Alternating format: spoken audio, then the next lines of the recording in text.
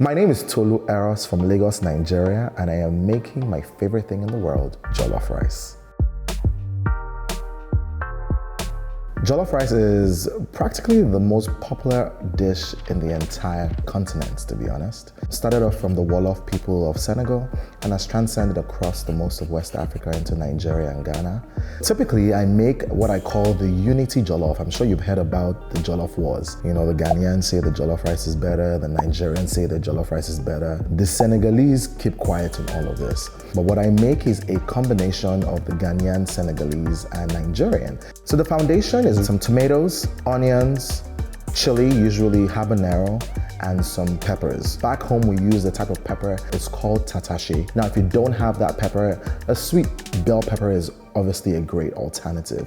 And that all is blended together and reduced. You can use a blender. Traditionally, we use a grinding stone. My grandma would put all of those onto a grinding stone, and then she'll rock that until it's nice and smooth. And then you reduce that until you see no more water. If you still see water in your pot, your jollof rice is gonna end up a little sour and tangy. So you wanna reduce that until there's no more liquid in there. And then you wanna fry that. Before you start, you put in that oil, just about enough oil to sort of submerge that tomato sauce in there. You throw in some onions that have been chopped, some garlic, some ginger, and then you add in some tomato paste, and then you season that with some curry, thyme, stock cubes, some bay leaf, salt, and if you want, you can add a little more chili pepper. I don't do that because I don't want it to be overly spicy.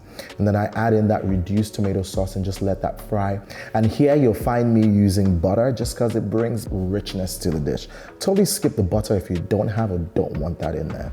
And then you just add in that rice. Typically in Nigeria, we'll use the long grain rice, but I like the perfumed rice that the Ghanaians use. And my choice rice is usually basmati. Half a liter to a liter of stock is added into that just to steam that rice, and you want to steam that low and slow until the rice is nice and puffed. While I was growing up, my grandmother had a restaurant in Lagos, in Surulere, and I would go over there and have some of her local food.